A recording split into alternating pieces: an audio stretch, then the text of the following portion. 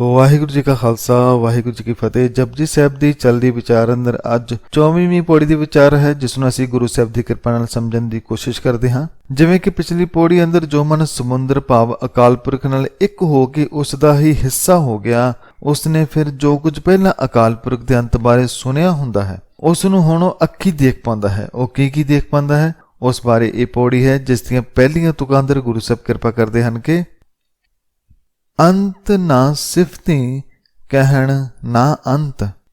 ਸਿਫਤੀ ਭਾਵ ਸਿਫਤਾਂ ਦਾ।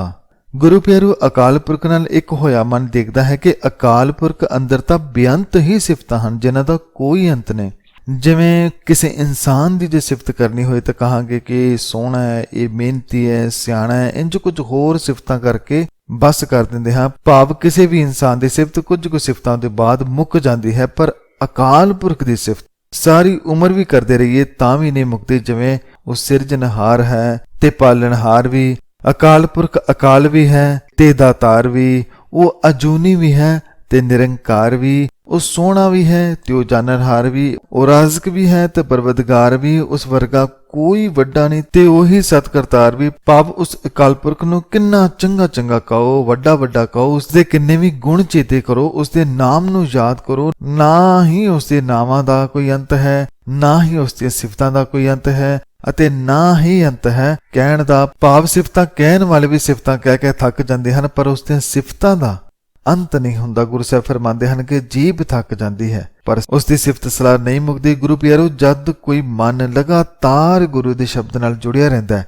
ਤਾਂ ਦਿਨ ਇਹੋ ਜਿਹੇ ਵੀ ਫਿਰ ਆਉਂਦੇ ਹਨ ਜਦ ਦਿਨ ਛੋਟੇ ਲੱਗਦੇ ਹਨ। ਭਾਵ ਇਦਾਂ ਲੱਗਦਾ ਹੈ ਜਿਵੇਂ ਸਮਾਂ ਬਹੁਤ ਘੱਟ ਏ, ਦਿਨ ਬੜੇ ਥੋੜੇ ਨੇ, ਪਰ ਉਸ ਦੀ ਸਿਫਤ, ਉਸ ਦਾ ਗੁਣਗਾਨ, ਉਸ ਦਾ ਨਾਮ ਅਜੇ ਬਹੁਤ ਪਿਆ ਹੈ, ਅਜੇ ਮੈਂ ਬਹੁਤ ਪਿੱਛੇ ਆ। ਮਨ ਕਰਦਾ ਕਿ ਹੋਰ ਗੁਣਗਾਨ ਕਰੀਏ, ਹੋਰ ਜਾਣੀਏ, ਹੋਰ ਉਸ ਨਾਲ ਜੁੜੀਏ, ਪਰ ਗੁਰੂ ਸਾਹਿਬ ਫਰਮਾਉਂਦੇ ਹਨ ਕਿ ਅਕਾਲ ਪੁਰਖ ਦੇ ਗੁਣਾਂ ਦਾ ਕੋਈ ਹੱਦ ਬੰਨਾ ਨਹੀਂ ਹੈ। ਸਿਫਤਾਂ ਕਰਨ ਨਾਲ ਵੀ ਉਸ ਦਾ ਅੰਤ ਨਹੀਂ ਪੈ ਸਕਦਾ, ਕਥਨੀ ਦੁਆਰਾ ਵੀ ਉਸ ਦਾ ਅੰਤ ਨਹੀਂ ਪੈ ਸਕਦਾ, ਕਿਉਂਕਿ ਉਸ ਦੇ ਗੁਣ ਅਨੰਤ ਹਨ, ਉਸ ਦੀਆਂ ਸਿਫਤਾਂ ਬੇਅੰਤ ਹਨ, ਉਸ ਦਾ ਨਾਮ ਬੇਅੰਤ ਹੈ। ਤਾਂ ਇਸ ਤੋਂ ਅੱਗੇ ਰੱਬ ਨਾਲ ਇੱਕ ਹੋਇਆ ਮਨ ਹੋਰ ਕੀ ਕੁਝ ਦੇਖਦਾ ਹੈ, ਉਸ ਬਾਰੇ ਗੁਰੂ ਸਾਹਿਬ ਫਰਮਾਉਂਦੇ ਹਨ ਕਿ ਅੰਤ ਨਾ ਕਰਨ ਹੈ ਦੇਣ ਨਾ ਅੰਤ।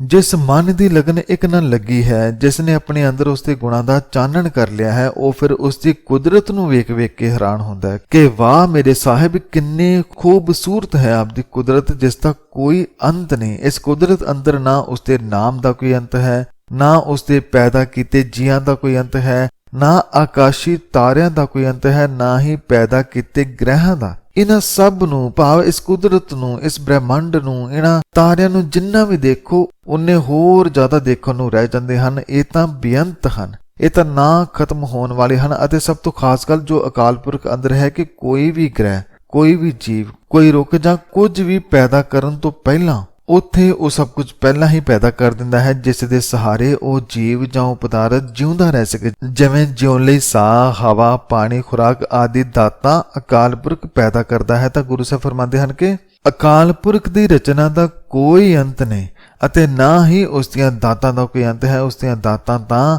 ਅਨਮੋਲ ਹਨ, ਉਸ ਵਰਗੀਆਂ ਨਾ ਮੁੱਕਣ ਵਾਲੀਆਂ ਦਾਤਾਂ ਹਨ। ਜੀਵ ਮੁੱਕ ਜਾਂਦੇ ਹਨ ਪਰ ਉਹ ਦੇਣੋਂ ਕਦੇ ਪਿੱਛੇ ਨਹੀਂ ਹਟਦਾ, ਉਸ ਦੀਆਂ ਦਾਤਾਂ ਨਹੀਂ ਮੁੱਕਦੀਆਂ। ਤਾਂ ਇਸ ਤੋਂ ਬਾਅਦ ਗੁਰੂ ਸਾਹਿਬ ਫਰਮਾਉਂਦੇ ਹਨ ਕਿ ਅੰਤ ਨਾ ਵੇਖਣ ਸੁਣਨ ਨਾ ਅੰਤ।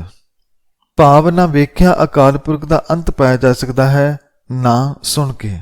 ਗੁਰੂ ਪਿਆਰੂ, ਰੱਬ ਦਾ ਪਿਆਰਾ ਜੋ ਰੱਬ ਨਾਲ ਇੱਕਮਿਕ ਹੈ, ਜੋ ਉਸ ਦਾ ਹਿੱਸਾ ਹੈ, ਜੋ ਸਮੁੰਦਰ ਦਾ ਹਿੱਸਾ ਹੋ ਚੁੱਕਾ ਹੈ, ਉਹ ਜਾਣ ਜਾਂਦਾ ਹੈ ਕਿ ਮੈਂ ਵੇਖਾਂ ਵੀ ਤਾਂ ਕਿੰਨਾ ਕੁ ਵੇਖਾਂ।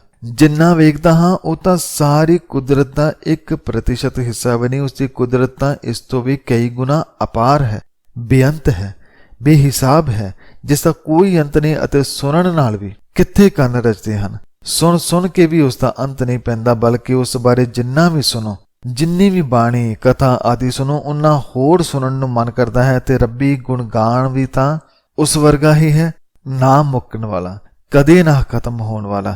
ਇਸ ਲਈ ਗੁਰੂ ਸਾਹਿਬ ਇਸ ਤੁਕ ਰਾਹੀਂ ਫਰਮਾਉਂਦੇ ਹਨ ਕਿ ਵੇਖਣ ਨਾਲ ਜਾਂ ਸੁਣਨ ਨਾਲ ਵੀ ਉਸ ਦਾ ਅੰਤ ਨਹੀਂ ਪਾਇਆ ਜਾ ਸਕਦਾ, ਉਹ ਤਾਂ ਬੇਅੰਤ ਹੈ। ਇਸ ਤੋਂ ਬਾਅਦ ਗੁਰੂ ਸਾਹਿਬ ਫਰਮਾਉਂਦੇ ਹਨ ਕਿ ਅੰਤ ਨਾ ਜਾਪੈ ਕਿਆ ਮਨ ਮੰਤ। ਮੰਤ ਭਾਵ ਸਲਾਹ, ਗੁਰੂ ਪਿਆਰੋ, ਇਹ ਤਾਂ ਸਭ ਜਾਣਦੇ ਹਨ ਕਿ ਉਹ ਜਾਣਨਹਾਰ ਕਰਤਾਰ ਮਨਾਂ ਦੀਆਂ ਜਾਣਦਾ ਹੈ। ਸਾਡੇ ਮਨਾਂ ਅੰਦਰ ਕਿਹੋ ਜਿਹੇ ਵਿਚਾਰ ਹਨ ਉਸ ਤੋਂ ਕੁਝ ਵੀ ਲੁਕਿਆ ਹੋਇਆ ਨਹੀਂ ਹੈ। ਪਰ ਇੱਥੇ ਗੁਰੂ ਸਾਹਿਬ ਫਰਮਾਉਂਦੇ ਹਨ ਕਿ ਉਹ ਅਕਾਲ ਪੁਰਖ ਸਾਡੇ ਮਨਾਂ ਬਾਰੇ ਜਾਣਦਾ ਹੈ, ਸਾਡੇ ਅੰਤ ਬਾਰੇ ਜਾਣਦਾ ਹੈ, ਪਰ ਉਸ ਦੇ ਮਨ ਅੰਦਰ ਕੀ ਹੈ ਇਹ ਕੋਈ ਨਹੀਂ ਜਾਣਦਾ। ਉਂਝ ਬਹੁਤ ਵਾਰ ਕਿਹਾ ਵੀ ਜਾਂਦਾ ਹੈ, ਕਈ ਅੰਦਾਜ਼ੇ ਵੀ ਲਾਏ ਜਾਂਦੇ ਹਨ ਕਿ ਉਹ ਇੰਜ ਕਰੇਗਾ ਜਾਂ ਉਵੇਂ ਕਰੇਗਾ, ਪਰ ਉਹ ਕੀ ਕਰੇਗਾ ਇਹ ਤਾਂ ਸਿਰਫ ਉਹ ਹੀ ਜਾਣਦਾ ਹੈ। ਉਹ ਅਕਾਲ ਪੁਰਖ ਹੀ ਜਾਣਦਾ ਹੈ। ਉਹ ਕੁਝ ਕਰਨ ਲੱਗਿਆ ਕਿਸੇ ਦੀ ਸਲਾਹ ਨਹੀਂ ਲੈਂਦਾ। ਇਸ ਲਈ ਗੁਰੂ ਸਾਹਿਬ ਫਰਮਾਉਂਦੇ ਹਨ ਕਿ ਉਸ ਅਕਾਲ ਪੁਰਖ ਦੇ ਮਨ ਵਿੱਚ ਕਿਹੜੀ ਸਲਾਹ ਹੈ ਇਸ ਗੱਲ ਦਾ ਵੀ ਅੰਤ ਨਹੀਂ ਪਾ ਸਕਦਾ। ਅੰਤ ਕੋਈ ਪਾਵੇ ਵੀ ਤਾਂ ਕਿਵੇਂ ਪਾਵੇ। ਅਸੀਂ ਕੁਝ ਸਾਹਾਂ ਦੇ ਮੁਹਤਾਜ ਤੇ ਉਹ ਹਰੇਕ ਯੁੱਗ ਦੀ ਸ਼ੁਰੂਆਤ ਹੈ। ਅਸੀਂ ਨਿੱਕੀ ਜੀ ਬੂੰਦ ਜਾਏ ਤੇ ਉਹ ਅਸੰਖਾਂ ਦਰਿਆਵਾਂ ਦਾ ਦਰਿਆ ਹੈ। ਇਸ ਲਈ ਗੁਰੂ ਸਾਹਿਬ ਫਰਮਾਉਂਦੇ ਹਨ ਕਿ ਅਕਾਲ ਪੁਰਖ ਨੇ ਕੁਝ ਵੀ ਬਣਾਉਣ ਤੋਂ ਪਹਿਲਾਂ ਕਿਸੇ ਦੀ ਸਲਾਹ ਨਹੀਂ ਲਈ।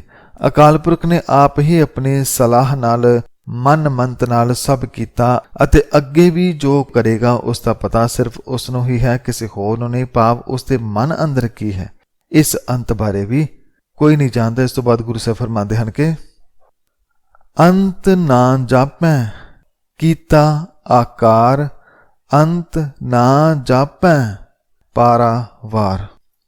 ਅੱਜ ਕੱਲ੍ਹ ਦੇਖਣ ਨੂੰ ਮਿਲਦਾ ਹੈ ਕਿ ਇਹ ਬ੍ਰਹਮੰਡ ਕਿੰਨਾ ਕੁ ਵੱਡਾ ਹੈ, ਕਿੰਨੀ ਕੁ ਦੂਰ ਫੈਲਿਆ ਹੈ, ਕਿੰਨੇ ਕੁ ਸਾਲ ਪਹਿਲਾਂ ਬਣਿਆ ਹੈ, ਇਸ ਨੂੰ ਲੱਭਿਆ ਜਾਂਦਾ ਹੈ। ਪਰ ਹੁਣ ਤੱਕ ਜਿੰਨਾ ਕੁ ਵੀ ਜਾਣਿਆ ਹੈ ਉਹ ਤਾਂ ਰੇਤ ਦੇ ਇੱਕ ਕਣ ਜਿੰਨਾ ਵੀ ਨਹੀਂ। ਗੁਰੂ ਸਾਹਿਬ ਤਾਂ ਫਰਮਾਉਂਦੇ ਹਨ ਕਿ ਉਸ ਦੇ ਬਣਾਏ ਦਾ ਲੇਖਾ ਤਾਂ ਕੀਤਾ ਹੀ ਨਹੀਂ ਜਾ ਸਕਦਾ। ਮਨੁੱਖ ਜ਼ਰੂਰ ਆਪਣੇ ਵੱਲੋਂ ਕਹਿੰਦਾ ਹੈ ਕਿ ਮੈਂ ਜਾਣ ਲਿਆ ਹੈ, ਪਰ ਜਦ ਹੋਰ ਅੱਗੇ ਜਾਂਦਾ ਹੈ ਤਾਂ ਹੋਰ ਬਹੁਤ ਕੁਝ ਪਾਉਂਦਾ ਹੈ। ਜਿੰਨਾ ਲੱਭੋ ਉਨਾ ਹੋਰ ਬਾਕੀ ਰਹਿ ਜਾਂਦਾ ਹੈ। ਭਾਵ ਉਸ ਦੀ ਕੁਦਰਤ ਅਪਾਰ ਹੈ, ਬੇਅੰਤ ਹੈ, ਬਹੁਤ ਦੂਰ ਦੂਰ ਤੱਕ ਫੈਲੀ ਹੋਈ ਹੈ। ਤਾਂ ਗੁਰੂ ਸਾਹਿਬ ਫਰਮਾਉਂਦੇ ਹਨ ਕਿ ਅਕਾਲ ਪੁਰਖ ਨੇ ਜੋ ਜਗਤ ਬਣਾਇਆ ਹੈ ਇਸ ਦਾ ਅੰਤ ਨਹੀਂ ਪਾਇਆ ਜਾਂਦਾ। ਜੋ ਜਗਤ ਸਾਡੀਆਂ ਅੱਖਾਂ ਸਾਹਮਣੇ ਹੈ ਇਸ ਤੋਂ ਕਈ ਗੁਣਾ ਹੋਰ ਜਗਤ ਇਸ ਤੋਂ ਅੱਗੇ ਵੀ ਹਨ। ਇਸ ਲਈ ਉਸ ਦੇ ਸਿਰਜੇ ਦਾ ਕੋਈ ਅੰਤ ਨਹੀਂ, ਉਸ ਦੇ ਆਕਾਰ ਦਾ, ਫੈਲੀ ਹੋਈ ਜਗਤ ਦਾ ਕੋਈ ਅੰਤ ਨਹੀਂ, ਅਤੇ ਨਾ ਹੀ ਅੰਤ ਹੈ ਉਸ ਦੇ ਪਾਰਾਵਾਰ ਦਾ। ਭਾਵ ਨਾ ਉਸ ਦੇ ਆਕਾਰ ਦਾ ਅਤੇ ਨਾ ਉਰਾਰ ਦਾ ਤੇ ਨਾ ਪਾਰ ਦਾ ਅੰਤ ਪਾਇਆ ਜਾ ਸਕਦਾ ਹੈ। ਇਸ ਤੋਂ ਅੱਗੇ ਗੁਰੂ ਪਾਤਸ਼ਾਹ ਕਿਰਪਾ ਕਰਦੇ ਹਨ ਕਿ ਅੰਤ ਕਾਰਨ ਕੇਤੇ ਬਿਲਲਾਹ ਤਾਂ ਕਿ ਅੰਤ ਨਾ ਪਾਏ ਜਾ। ਅਕਸਰ ਦੇਖਿਆ ਜਾਂਦਾ ਹੈ ਕਿ ਬਹੁਤ ਲੋਕ ਅਕਾਲ ਪੁਰਖ ਦੇ ਅੰਤ ਨੂੰ ਜਾਣਨਾ ਚਾਹੁੰਦੇ ਨੇ, ਉਸ ਦੀ ਕੁਦਰਤ ਦੇ ਅੰਤ ਨੂੰ ਲੱਭਣਾ ਚਾਹੁੰਦੇ ਨੇ। ਹਰ ਕੋਈ ਆਪਣੇ ਆਪਣੇ ਤਰੀਕੇ ਨਾਲ ਅੰਤ ਦੀ ਭਾਲ ਵਿੱਚ ਹੈ, ਪਰ ਅੰਤ ਲੱਭਣ ਵਾਲੇ ਦੇ ਹੱਥ ਹੋ ਸਕਦਾ ਹੈ ਕਿ ਹੋਰ ਤਾਂ ਬਹੁਤ ਕੁਝ ਆ ਜਾਏ, ਪਰ ਅੰਤ ਉਹਨਾਂ ਦੇ ਹੱਥ ਨਹੀਂ ਆਉਂਦਾ। ਗੁਰੂ ਸਾਹਿਬ ਫਰਮਾਉਂਦੇ ਹਨ ਕਿ ਅੰਤ ਲੱਭਣ ਲਈ ਕੀਤੇ ਭਾਵ ਬਹੁਤ ਲੋਕ ਬਿਲਲਾਉਂਦੇ ਹਨ, ਬਿਲਕਦੇ ਹਨ, ਤਰਲੇ ਲੈਂਦੇ ਹਨ, ਪਰ ਅੰਤ ਲੱਭਿਆ ਨਹੀਂ ਲੱਭਦਾ। ਤਾਂ ਕਿ ਅੰਤ ਭਾਵ ਅਕਾਲ ਪੁਰਖ ਦਾ ਅੰਤ ਉਸ ਦੇ ਹੱਦ ਬੰਨੇ ਲੱਭਿਆ ਵੀ ਨਹੀਂ ਲੱਭਦੇ। ਲੱਭਣ ਵੀ ਤਾਂ ਕਿਵੇਂ? ਨਾ ਇਸ ਪਾਰ ਦਾ ਪਤਾ ਲੱਗਦਾ ਹੈ ਨਾ ਉਸ ਪਾਰ ਦਾ, ਫਿਰ ਕਿਵੇਂ ਕੋਈ ਅੰਤ ਪਾ ਸਕਦਾ ਹੈ? ਗੁਰੂ ਸਾਹਿਬ ਫਰਮਾਉਂਦੇ ਹਨ ਕਿ ਇਹ ਅੰਤ ਨਾ ਜਾਣੈ ਕੋਏ, ਬਹੁਤਾ ਕਹੀਏ ਬਹੁਤਾ ਹੋਏ। ਇਹ ਅੰਤ ਭਾਵ ਜੋ ਅੰਤ ਮਨੁੱਖ ਲੱਭਣਾ ਚਾਹੁੰਦਾ ਹੈ ਉਹ ਲੱਭਿਆ ਵੀ ਨਹੀਂ ਲੱਭਦਾ। ਨਾ ਵੱਡਾ ਵੱਡਾ ਕਿਆ ਮਿਲਦਾ ਹੈ, ਨਾ ਭਾਲਿਆ ਮਿਲਦਾ ਹੈ, ਨਾ ਹੱਦ ਬੰਨੇ ਦੀ ਭਾਲ ਕੀਤਾ ਮਿਲਦਾ ਹੈ, ਨਾ ਸਿਫਤ ਕੀਤਾ ਮਿਲਦਾ ਹੈ। ਗੁਰੂ ਸਾਹਿਬ ਇਹ ਵੀ ਫਰਮਾਉਂਦੇ ਹਨ ਕਿ ਜਿਉਂ-ਜਿਉਂ ਇਹ ਗੱਲ ਆਖੀ ਜਾਵੇ ਕਿ ਉਹ ਵੱਡਾ ਹੈ, ਉਹ ਵੱਡਾ ਹੈ, ਤਿਉਂ-ਤਿਉਂ ਉਹ ਹੋਰ ਵੱਡਾ ਪ੍ਰਤੀਤ ਹੋਣ ਲੱਗ ਪੈਂਦਾ ਹੈ। ਜਿਵੇਂ ਅਸੰਖ ਸ਼ਬਦ ਬਾਰੇ ਗੁਰੂ ਸਾਹਿਬ ਨੇ ਫਰਮਾਇਆ ਕਿ ਮਾਲਕ ਦੀ ਕੁਦਰਤ ਨੂੰ ਭਾਵੇਂ ਅਸੰਖ ਕਹੀਏ, ਪਰ ਅਸੰਖ ਸ਼ਬਦ ਵੀ ਉਸ ਅੱਗੇ ਛੋਟਾ ਹੈ। ਇੰਝ ਹੀ ਗੁਰੂ ਸਾਹਿਬ ਫਰਮਾਉਂਦੇ ਹਨ ਕਿ ਭਾਵੇਂ ਬਹੁਤਾ ਕਹੀਏ, ਵੱਡਾ ਕਹੀਏ, ਪਰ ਹਰ ਵਡਿਆਈ ਵੀ ਉਸ ਅੱਗੇ ਛੋਟੀ ਹੈ। ਗੁਰੂ ਪਿਆਰੂ, ਅਸੀਂ ਸਿਰਫ ਉਨਾ ਹੀ ਵੱਡਾ ਉਸ ਨੂੰ ਵੇਖ ਪਾਵਾਂਗੇ ਜਿੰਨੇ ਕੁ ਸਾਡੀ ਅਜੇ ਬੁੱਧੀ ਹੈ, ਉਸ ਤੋਂ ਵੱਧ ਨਹੀਂ। ਇਸ ਲਈ ਗੁਰੂ ਸਾਹਿਬ ਇਹਨਾਂ ਤੁਕਾਂ ਅੰਦਰ ਫਰਮਾਉਂਦੇ ਹਨ ਕਿ ਅਕਾਲ ਪੁਰਖ ਤਾਂ ਸਾਡੀ ਸੋਚ ਸਮਝ ਤੋਂ ਕਿਤੇ ਵੱਡਾ ਹੈ। ਕਿੰਨਾ ਵੱਡਾ ਹੈ ਉਸ ਬਾਰੇ ਅੱਗੇ ਗੁਰੂ ਸਾਹਿਬ ਫਰਮਾਉਂਦੇ ਹਨ ਕਿ ਵੱਡਾ ਸਾਹਿਬ ਉੱਚਾ ਥਾਉ, ਉੱਚੇ ਉੱਪਰ ਉੱਚਾ ਨਾਉ। ਅਕਾਲ ਪੁਰਖ ਦੇ ਵਡਪੁਣੇ ਦਾ ਅੰਤ, ਉਸ ਦੇ ਹੱਦ ਬੰਨੇ ਦਾ ਅੰਤ, ਉਸ ਦੀ ਕੁਦਰਤ ਦਾ ਅੰਤ, ਉਸ ਦੇ ਗੁਣਾਂ ਦਾ ਅੰਤ ਨਹੀਂ ਪਾਇਆ ਜਾ ਸਕਦਾ। ਗੁਰੂ ਸਾਹਿਬ ਫਰਮਾਉਂਦੇ ਹਨ ਕਿ ਉਹ ਮਾਲਕ ਸਿਰਫ ਆਪ ਹੀ ਵੱਡਾ ਨਹੀਂ, ਵੱਡਾ ਸਾਹਿਬ ਉੱਚਾ ਤਾਂ ਭਾਵ ਸਿਰਫ ਉਹ ਆਪ ਨਹੀਂ ਬਲਕਿ ਉਸ ਦਾ ਟਿਕਾਣਾ, ਉਸ ਦਾ ਥਾਂ ਉਸ ਤੋਂ ਵੀ ਵੱਡਾ ਹੈ, ਉਸ ਤੋਂ ਵੀ ਉੱਚਾ ਹੈ, ਮਹਾਨ ਹੈ। ਗੁਰੂ ਪਿਆਰਿਓ, ਉਸ ਦੀ ਕੁਦਰਤ ਦਾ, ਜਗਤ ਦਾ ਕੋਈ ਅੰਤ ਨਹੀਂ। ਉਹ ਸਭ ਤੋਂ ਮਹਾਨ ਤੇ ਉੱਚਾ ਹੈ, ਪਰ ਉਹ ਆਪ ਇਸ ਵਿੱਚ ਨਿਵਾਸ ਕਰਦਾ ਹੈ। ਇਹ ਵਡਿਆਈ ਜਗਤ ਬਣਾਉਣ ਤੋਂ ਵੀ ਉੱਚੀ ਹੈ। ਅਤੇ ਇੰਨਾ ਹੀ ਨਹੀਂ, ਇਸ ਸਭ ਉੱਚੇ ਤੋਂ ਵੀ ਕੁਝ ਹੋਰ ਉੱਚਾ ਹੈ। ਉਹ ਕੀ ਹੈ? ਉੱਚੇ ਉੱਪਰ ਉੱਚਾ ਨਾਮ, ਭਾਵ ਸਭ ਤੋਂ ਉੱਚਾ ਹੈ ਉਸ ਦਾ ਨਾਮ, ਉਸ ਦੀ ਵਡਿਆਈ, ਉਸ ਦਾ ਨਾਮ, ਉਸ ਦੇ ਗੁਣ, ਜਿਸ ਨੂੰ ਧਿਆ ਕੇ ਸਮਝ ਕੇ ਕੋਈ ਵੀ ਮਨ ਉਸ ਇੱਕ ਨਾਲ ਇੱਕ ਹੋ ਪਾਉਂਦਾ ਹੈ, ਅਕਾਲ ਪੁਰਖ ਨੂੰ ਉਸ ਦੀ ਕੁਦਰਤ ਅੰਦਰ ਵਸਿਆ ਵੇਖ ਪਾਉਂਦਾ ਹੈ, ਤਾਂ ਉਹ ਆਪ ਤਾਂ ਉੱਚਾ ਹੈ ਹੀ, ਪਰ ਉਸ ਦਾ ਟਿਕਾਣਾ ਉਸ ਤੋਂ ਵੀ ਉੱਚਾ ਹੈ ਅਤੇ ਉਸ ਉੱਚੇ ਤੋਂ ਵੀ ਉੱਚਾ ਹੈ ਉਸ ਦਾ ਨਾਮ। ਇਸ ਤੋਂ ਬਾਅਦ ਗੁਰੂ ਸਾਹਿਬ ਫਰਮਾਉਂਦੇ ਹਨ ਕਿ ਐਸਾ ਕੌਣ ਹੈ ਜੋ ਇਸ ਉੱਚੇ ਨੂੰ ਜਾਣਨ ਵਾਲਾ ਹੁੰਦਾ ਹੈ। ਏਵੜ ਉੱਚਾ ਹੋਵੈ ਕੋਇ, ਤਿਸ ਉੱਚੇ ਕੋ ਜਾਣੈ ਸੋਇ। ਭਾਵ ਇਸ ਉੱਚੇ ਨੂੰ ਸਿਰਫ ਉਹੀ ਸਮਝ ਪਾਉਂਦਾ ਹੈ ਜਾਂ ਉਹੀ ਜਾਣਨ ਵਾਲਾ ਹੋ ਪਾਉਂਦਾ ਹੈ ਜੇ ਕੋਈ ਉਸ ਜਿੱਡਾ ਕੋਈ ਵੱਡਾ ਹੋਏ।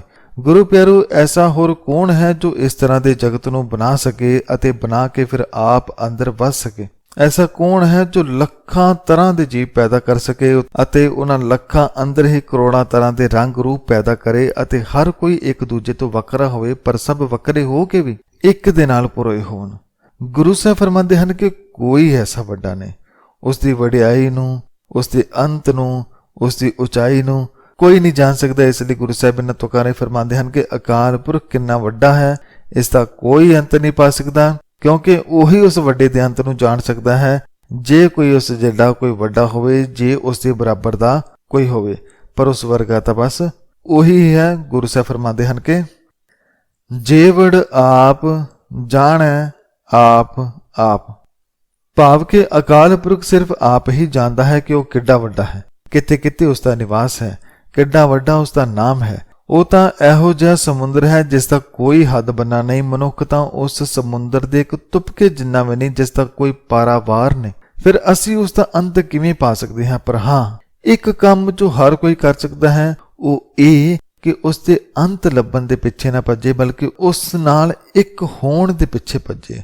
ਉਸ ਅੰਦਰ ਰਚ ਮਿਚ ਜਾਵਾਂ, ਇਸ ਆਹਰ ਦੇ ਪਿੱਛੇ ਲੱਗੇ, ਉਸ ਦਾ ਹਿੱਸਾ ਹੋ ਜਾਵਾਂ, ਉਸ ਦਾ ਅੰਗ ਹੋ ਜਾਵਾਂ। ਇਹੋ ਜਿਹੇ ਕਰਮ ਕਰਨ ਦੇ ਪਿੱਛੇ ਭੱਜੇ, ਕਿਉਂਕਿ ਉਸ ਇੱਕ ਨਾਲ ਇੱਕ ਹੋਇਆ ਹੀ ਪਤਾ ਲੱਗਦਾ ਹੈ ਕਿ ਅੰਤ ਨੂੰ ਲੱਭਿਆ ਤਾਂ ਨਹੀਂ ਜਾ ਸਕਦਾ, ਪਰ ਅੰਤ ਵਿੱਚ ਸਮਾਇਆ ਜ਼ਰੂਰ ਜਾ ਸਕਦਾ ਹੈ। ਸਮੁੰਦਰ ਨੂੰ ਪੂਰਾ ਦਾ ਪੂਰਾ ਮਿਣਿਆ ਜਾਂ ਆਪਣੇ ਅੰਦਰ ਪਾਇਆ ਤਾਂ ਨਹੀਂ ਜਾ ਸਕਦਾ, ਪਰ ਉਸ ਦੇ ਗੁਣਾਂ ਨੂੰ ਆਪਣੀ ਜ਼ਿੰਦਗੀ ਨਾਲ ਭਰ ਕੇ ਥੋੜਾ ਬਹੁਤ ਸਮੁੰਦਰ ਦੀਆਂ ਬੂੰਦਾਂ ਨੂੰ ਮਨ ਅੰਦਰ ਵਸਾਇਆ ਜ਼ਰੂਰ ਜਾ ਸਕਦਾ ਹੈ, ਉਸ ਦਾ ਹਿੱਸਾ ਹੋਇਆ ਜਾ ਸਕਦਾ ਹੈ। ਤਾਂ ਅੰਤ ਵਿੱਚ ਗੁਰੂ ਸਾਹਿਬ ਫਰਮਾਉਂਦੇ ਹਨ ਕਿ ਨਾਨਕ ਨਦਰੀ ਕਰਮੀ ਦਾਤ। ਗੁਰੂ ਸਾਹਿਬ ਫਰਮਾਉਂਦੇ ਹਨ ਕਿ ਇਸ ਪਿੱਛੇ ਨਾ ਭੱਜੋ ਕਿ ਉਸ ਦਾ ਅੰਤ ਪਾ ਲਈਏ, ਬਲਕਿ ਉਸ ਦੀ ਨਜ਼ਰ ਸਾਡੇ ਤੇ ਹੋ ਜਾਵੇ, ਮਿਹਰ ਹੋ ਜਾਵੇ। ਇਹੋ ਜਿਹੇ ਕਰਮਾਂ ਪਿੱਛੇ ਜਾਈਏ, ਭਾਵ ਕਿ ਸਿਰਫ ਇਹੀ ਨਾ ਕਰੀ ਜਾਈਏ ਕਿ ਇਹ ਸਮੁੰਦਰ ਭਾਵ ਅਕਾਲ ਪੁਰਖ ਕਿੰਨਾ ਵੱਡਾ ਹੈ, ਕਿੰਨਾ ਮਹਾਨ ਹੈ, ਕਿੰਨਾ ਡੂੰਘਾ ਹੈ, ਬਲਕਿ ਇਸ ਅੰਦਰ ਛਲਾਂਗ ਵੀ ਲਾਈਏ, ਡੁਬਕੀ ਵੀ ਲਾਈਏ। ਬਿਨਾਂ ਅੰਦਰ ਜਾਇਆ ਮਨ ਨੂੰ ਆਰਾਮ ਨਹੀਂ ਮਿਲਦਾ। ਬਿਨਾਂ ਅਕਾਲ ਪੁਰਖ ਨਾਲ ਇੱਕ ਹੋਇਆ ਉਸ ਦੇ ਗੁਣ ਅੰਦਰ ਨਹੀਂ ਵਸਦੇ। ਉਸ ਦੇ ਅੰਦਰ ਜਾਇਆ ਹੀ ਮਨ ਟਿਕਦਾ ਹੈ, ਆਨੰਦ ਬਜਦਾ ਹੈ। ਇਸ ਲਈ ਗੁਰੂ ਸਾਹਿਬ ਫਰਮਾਉਂਦੇ ਹਨ ਕਿ ਹੇ ਨਾਨਕ, ਹਰੇਕ ਦਾਤ ਮਿਹਰ ਦੀ ਨਜ਼ਰ ਨਾਲ ਅਕਾਲ ਪੁਰਖ ਦੀ ਬਖਸ਼ਿਸ਼ ਨਾਲ ਮਿਲਦੀ ਹੈ, ਤਾਂ ਉਸ ਦੀ ਬਖਸ਼ਿਸ਼ ਦੇ ਪਾਤਰ ਬਣੀਏ, ਉਸ ਦੇ ਨਾਮ ਨਾਲ ਜੁੜੀਏ, ਉਸ ਦੇ ਗੁਣਾਂ ਨੂੰ ਮਨ ਅੰਦਰ ਵਸਾਈਏ, ਤਾਂ ਜੋ ਅਸੀਂ ਵੀ ਇੱਕ ਦਿਨ ਉਸ ਇੱਕ ਨਾਲ ਇੱਕ ਹੋ ਕੇ ਜੀਵਨ ਮਨੋਰਥ ਨੂੰ ਪੂਰਾ ਕਰ ਸਕੀਏ। ਧੰਨਵਾਦ। ਤਾਂ ਗੁਰੂ ਪਿਆਰੋ, ਇਹ ਸੀ 24ਵੀਂ ਪੌੜੀ ਦੀ ਵਿਚਾਰ, ਜਿਸ ਅੰਦਰ ਗੁਰੂ ਸਾਹਿਬ ਨੇ ਫਰਮਾਇਆ ਕਿ ਮਨੁੱਖ ਹੋਰ ਤਾਂ ਸਭ ਦਾ ਅੰਤ ਲੱਭ ਸਕਦਾ ਹੈ, ਪਰ ਨਾ ਕਰਤੇ ਦਾ ਅੰਤ ਪਾ ਸਕਦਾ ਹੈ, ਨਾ ਕਰਤੇ ਦੀ ਕੁਦਰਤ ਦਾ। ਪਰ ਹਾਂ, ਕਰਤੇ ਨੂੰ ਗੁਰਬਾਣੀ ਰਾਹੀਂ ਆਪਣੇ ਅੰਦਰ ਪਛਾਣ ਕੇ ਇੱਕ ਦਾ ਹਿੱਸਾ ਜ਼ਰੂਰ ਹੋਇਆ ਜਾ ਸਕਦਾ ਹੈ। ਉਸ ਦੇ ਹੁਕਮ ਨੂੰ, ਨਾਮ ਨੂੰ ਸਮਝ ਕੇ ਕੁਦਰਤ ਦਾ ਆਨੰਦ ਜ਼ਰੂਰ ਮਾਣਿਆ ਜਾ ਸਕਦਾ। ਇਸ ਲਈ ਆਓ ਗੁਰੂ ਪਿਆਰੋ, ਗੁਰੂ ਸਾਹਿਬ ਦੀ ਬਾਣੀ ਨੂੰ ਮਨ ਅੰਦਰ ਵਸਾਈਏ ਅਤੇ ਇਸ ਕੀਮਤੀ ਜੀਵਨ ਨੂੰ ਰੱਬੀ ਨਾਮ ਨਾਲ ਰੰਗ ਕੇ ਸਫਲ ਕਰੀਏ। ਅੰਤ ਵਿੱਚ ਗੁਰੂ ਪਿਆਰੋ, ਇਸ ਪੌੜੀ ਨੂੰ ਵਿਚਾਰਦੇ ਹੋਈਆਂ ਸਭ ਗਲਤੀਆਂ ਦੀ ਮੈਂ ਖਿਮਾ ਮੰਗਦਾ ਹਾਂ ਤੇ ਸ੍ਰੀ ਗੁਰੂ ਗ੍ਰੰਥ ਸਾਹਿਬ ਜੀ ਦਾ ਇਸ ਵਿਚਾਰ ਨੂੰ ਸਮਝਾਉਣ ਲਈ, ਇਸ ਬਾਣੀ ਲਈ ਵਾਰ-ਵਾਰ ਮੈਂ ਧੰਨਵਾਦ ਕਰਦਾ ਹਾਂ ਅਤੇ ਇਸ ਵਿਚਾਰ ਨੂੰ ਸੁਣਨ ਲਈ ਆਪ ਸਭ ਦਾ ਵੀ ਧੰਨਵਾਦ। ਵਾਹਿਗੁਰੂ ਜੀ ਕਾ ਖਾਲਸਾ, ਵਾਹਿਗੁਰੂ ਜੀ ਕੀ ਫਤਿਹ।